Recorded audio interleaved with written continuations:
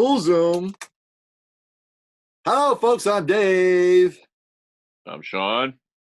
And this is Barstools and Bandtalk, the complete maritime music bucket list.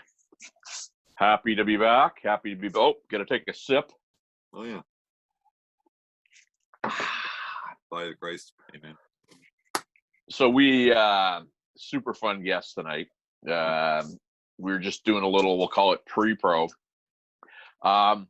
This could be good or it could go right off the rails. We're not sure yet, but man, I'm hoping for either one. I'm excited for either one. Yeah, we may find out where some bodies are buried in the whole shooting match. So this is a young lady who back in the day had an integral part in the shaping of we'll call it the early to late 80s.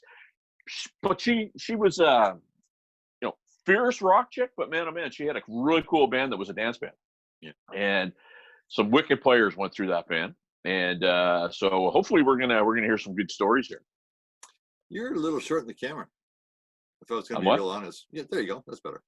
What? I can only see your chin. I'm sorry. I thought maybe you're in your comfy corner, maybe in your. No, it's the camera angle, man. Holy smokes! Sorry. What are you now? You're a chiropractor or what the frig? Anyway, I don't want your back to be sore at the end of the interview. So at the end of the day, as part of our Women Who Rock the Maritime series, I don't know who's a better advocate of this lady here, because quite honestly, from the Spoons to Sharon B and the Brutal Bait, she did a lot of stuff, met a lot of people. As Sean said, a lot of musicians went through those bands, and they went back to those bands because she was an integral talent. And we're excited to have her on here, Ms. Sharon Burry. Bam. And she looks remarkable. The Benjamin Button Award goes to Sharon here. Benjamin Button. Yeah, you age in reverse. You ever seen that movie with Brad Pitt? Oh, stop it! No, I don't. Yeah, he starts out like he's like 800 years old, and then by the end of it, he's 2. I'm good with the brushes. Well, there you know what? Brushes. All good. How you been keeping? All right. Good. I worked every day. I worked all through the COVID, so my life didn't change a lot. What do you do with yourself? What do you do with your bad self, Sharon? I work. Yeah, fair enough. I work, and then I come home for 2 days and work at home, and then I go back to work. Right on. So you're obviously part of something that was an essential service at financial services. Yeah. Right on. Can you imagine? Well, hey. Going from the man to the corporate man. Yeah.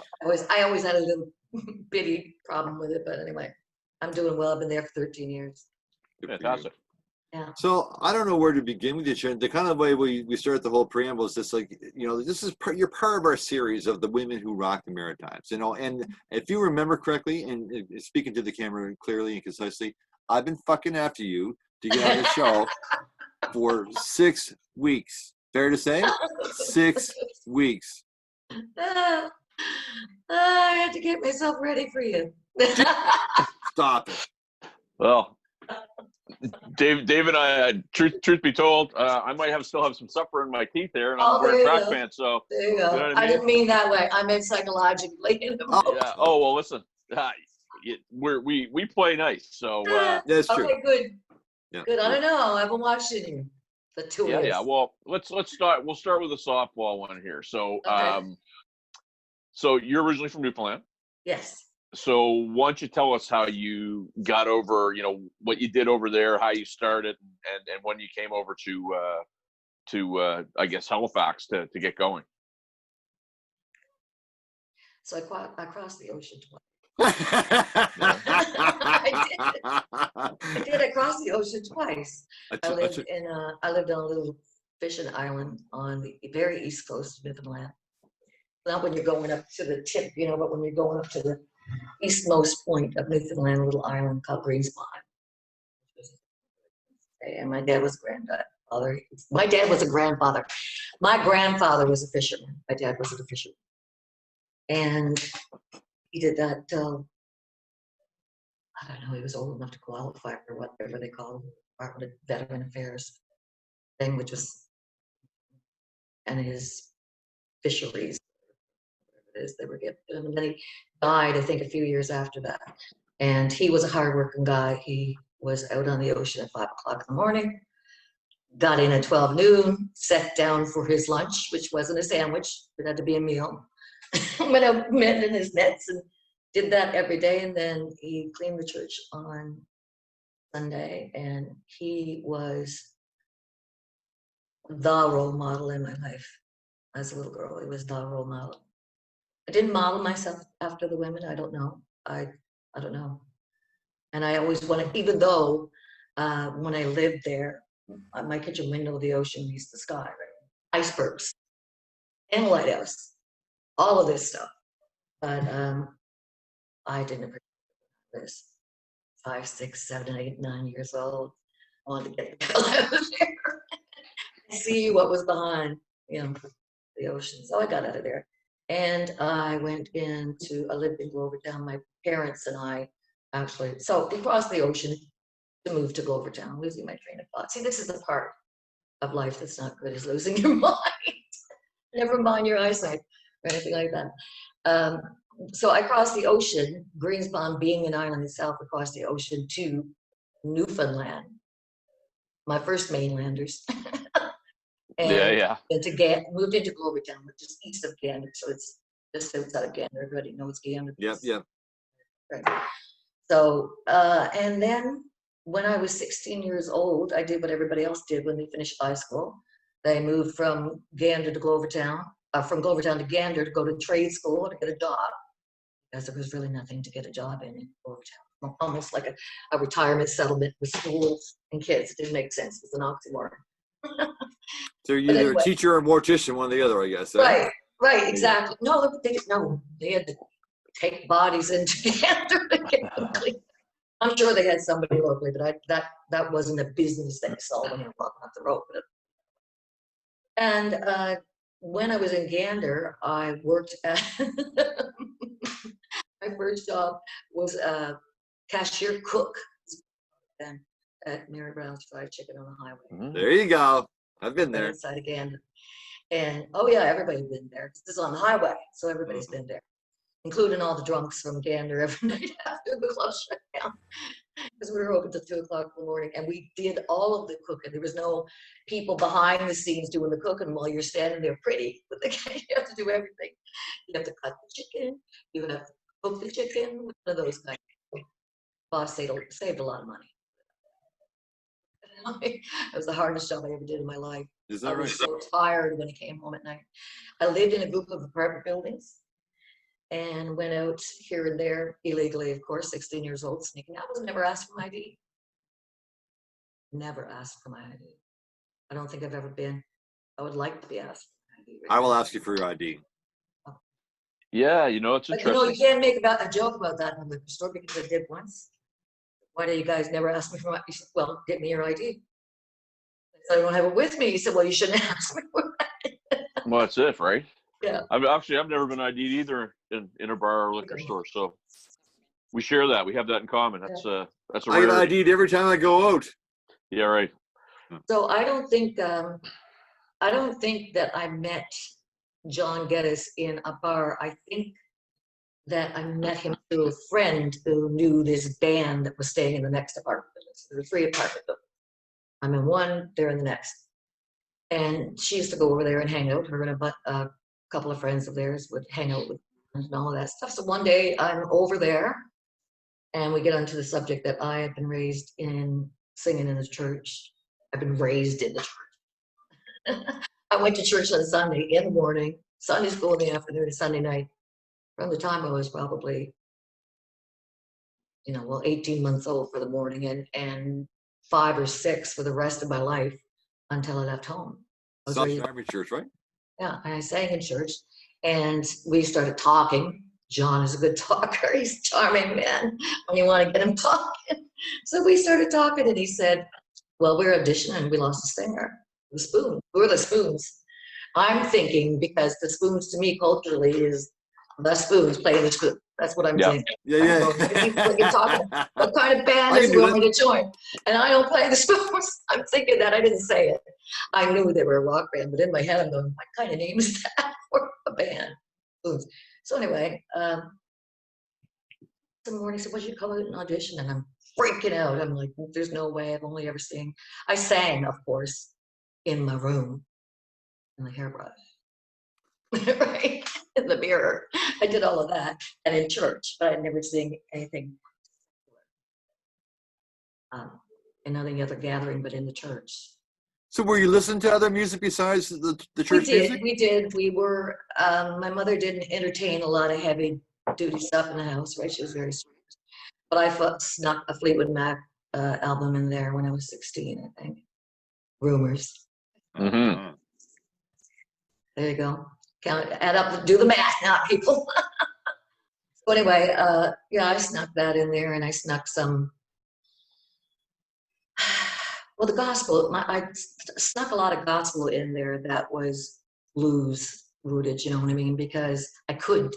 Because it was religious music. So I could listen to anything I wanted to musically as long as it was religious. It was, it's Christian religious. So I did a lot of that. But anyway, back to John. So here I am auditioning in this little cabin outside of the city. I think the drummer Bern Penton owned it. Bern and Ray Penton. I think his brother worked for Ray worked for the paper that over there. So that must be some relation to MJ Penton, would it be? MJ Penton from where? Well, she They were played. originally from, She's a keyboard player and played with. She's from around the Gander area, I think. yeah, if she's from the Gander area and she's a Penton, she probably is. Huh. And I might even know her. Yeah. You know, there's a lot of stuff I could dig through up there, dig through the files. I probably do know her, and I'm probably going to get scolded at for not remembering. But anyway, so John and I, he took us out. He took me. I'm going to make a long story short because I'm going on. I don't even have a drink in front of me. I'm rambling. But to make a long story short, the first audition, because I had never sang with electricity surrounding me before, like that, I couldn't hear a goddamn thing. Freaking out. I didn't know what a monitor was. I knew I just couldn't hear what I was singing. And of course, I picked Heartbreaker. Picked Heartbreaker. Like what other, I couldn't pick Satisfaction. Picked Heartbreaker, and I'm at the top of my register with that song. Well, I certainly am now. Although then I did tuck it at the time. I didn't nail it all the time. I'm not a soprano, as you can tell by my voice. I'm not a soprano. I'm more of and I like doing male tunes for that reason. Like I get down there and I like that, and I like the blues. I've never done anything really blues. They did, in certain bands do a blues cover here and there, but I've never done a blues project, anything like that. So anyway, they went away because they didn't feel like I was ready, I think. Oh, is that right? Yeah, I think they felt like I was, well, not necessarily John. I think John saw something in me right away. I think he went, ooh, right? But I think that with the rest of the boys, I think they were going like, come on, there's this. So they auditioned this other guy, joined the band. And it wasn't Al Gadet. We were replacing Al Gadet. We were replacing Al Gadet. And I loved him. When I went up to see, he used to play at the Flyers Club with this, that, and the other. Oh, he played with a band called Bernard Hill. That's right. I had a band before the Spoons called Bernard Hill. Okay. It wasn't. It was after the Spoons. Okay. See, historically, the Spoons were first, and then the band broke up, and then John and I joined a house band. And I think that Al Cadet, I followed him a couple times. I followed him to the Spoons, and I followed him into this Bernard Hill house band in the Flyers Club. And that didn't work out, and John was coming home, and the bass player and the guitar player, Larry McDonald, you might have heard of him, back in those times, and Steve, what was oh God. He's on one of those picks that are floating around there. Anyway, he was a second guitar player. And that band was a good time. That band is what formed when we came over from Newfoundland. So we're in Newfoundland, we're doing this, it's not working out. John's coming home, the boys have already come ahead of him. We get over here, and then we formed the band again with Danny Champagne, who was a Oh, yeah. drummer. And that was, I think, of all of my experience in the music business, that chapter is the sweetest and dearest to me. Even though I was angry for a lot of it. I was a young punk. I had a head full of things that I thought I could do, and I got frustrated when everybody else didn't agree with me. I was very artsy in my head, right? I had a lot of things that I wanted to do on the stage. But, I mean, the Spoons was as close as it got for people just cooperating and just getting in there and going, yes, let's do this. We had so much fun. We had so much fun. It was scandalous how much fun we had. So what kind of tunes were you playing at the time, Sharon? Oh my God. Well, right then and there, we were like, I think we were totally confused because it was before, you know, the Boy George and all of that stuff. Yeah. It was still in the Cat Benatar, Blondie. Oh, nice.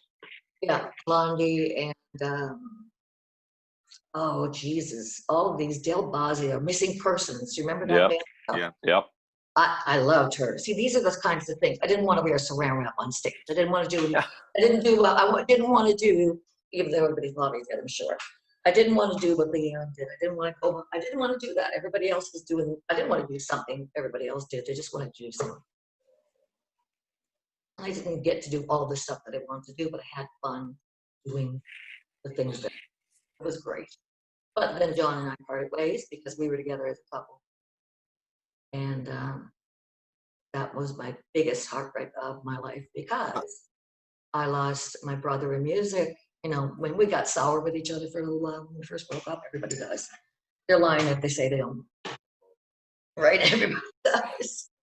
Everybody does, but we worked it out, you know. And it happens. It happens.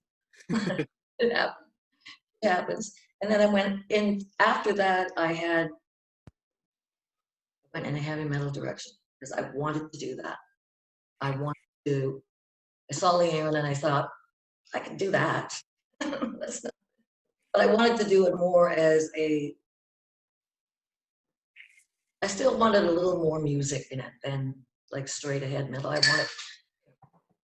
So we tried that, and I went into a band. This was another one of Hazen's concoctions. He did that to me a few times. He's always tearing me, you know, and that's the stuff that I get mad at sometimes when I look back.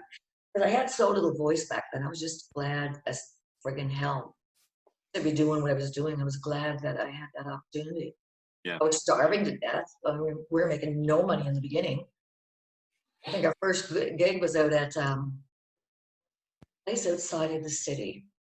Is it out in Timberlake? I have a newspaper. TBR? Fort Scenic. Have you ever heard of that? Oh, Fort Scenic, the Waverly Road, yes. They had a newspaper. I got a newspaper thing. I think it might even be my Facebook there. The Spoons. Dynamite Band. 4 guys and 1 hot girl or something like that. It was just horrible. It was horrible. Never get off with that these days, right? But it was horrible. No. It was scandalous. But it was, you know, it was the beginning. And then after that, I'm going back to the Spoons again there now. But anyway, with this band, when I went into, and I forget what the name of that band was. Andrew Douglas, Billy Dobson. That's where I met Billy Dobson. Oh, right. Yeah. Billy Dobson. I think they have a photo on your site there. I think I used it for Willie's bio. Yeah, I thought it was Sharon B. I thought he was the Sharon B. the Brutal. No. They were a band. They were Blitz. Oh yes. Okay, yeah. From Amherst. They had their own thing. Yeah, they had their own thing going. And Hazen moved us up to Amherst. Me and John Paul Arsenault. It was sound.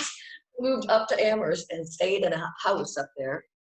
And Jean Paul and I were supposed to be writing songs, but we didn't know what songs written.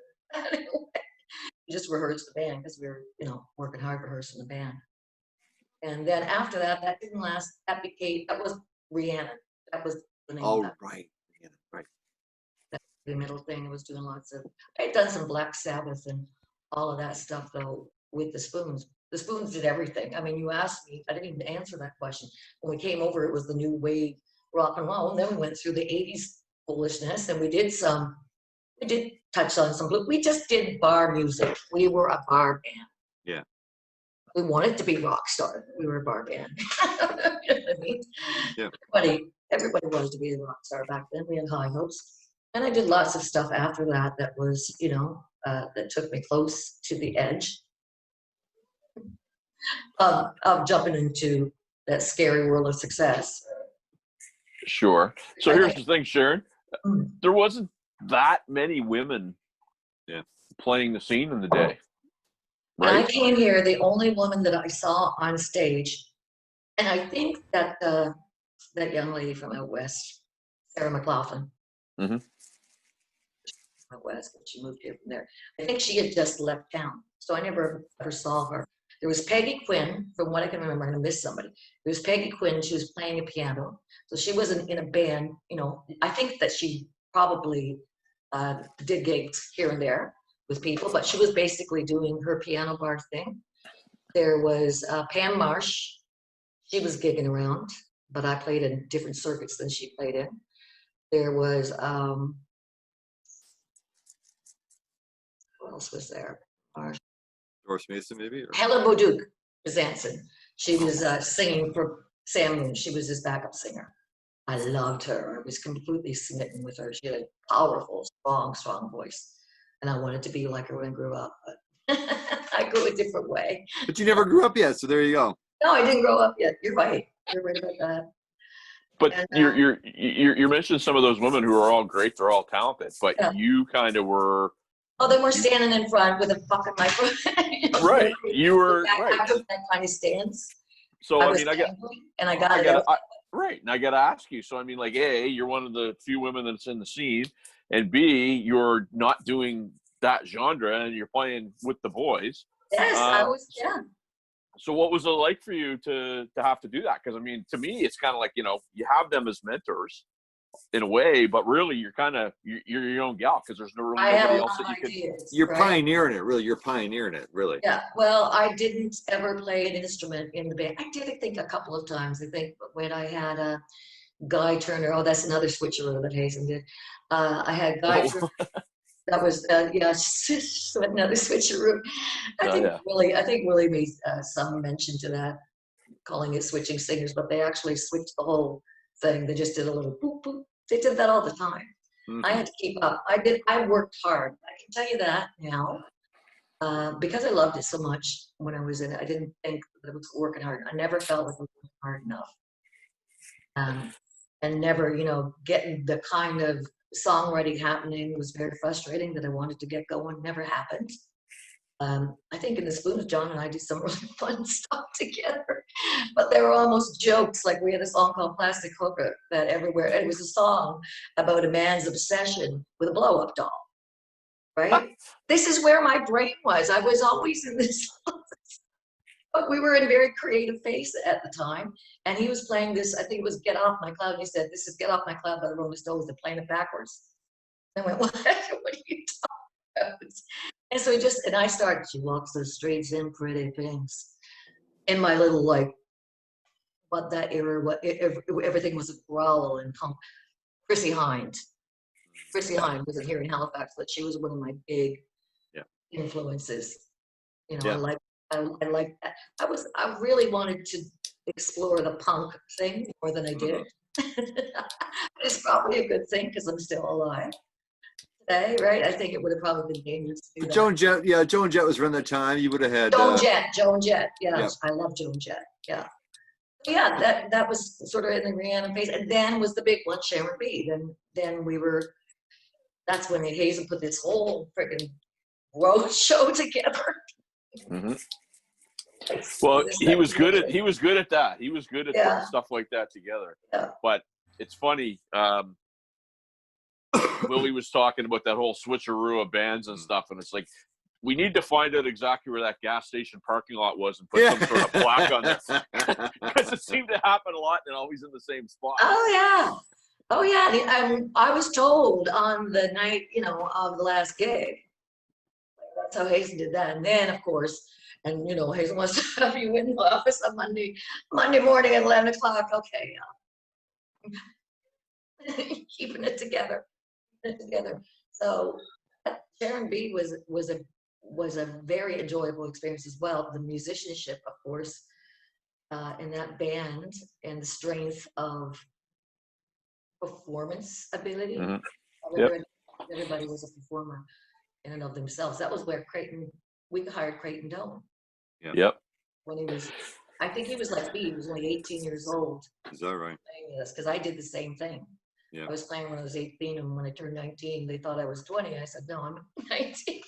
Sean, Well, you know what? Thing. Yeah. I think this is the perfect time to say, hey, we're gonna end this segment. You're nipping me in the butt already. No. No. We have tons more Sharon B to come. We're just going to do it in intervals. Right. Send me my boy with my beer delivery. See? He delivers to all My of boy. There you go. All right, We're gonna be back right after this. Take a quick break. Barstools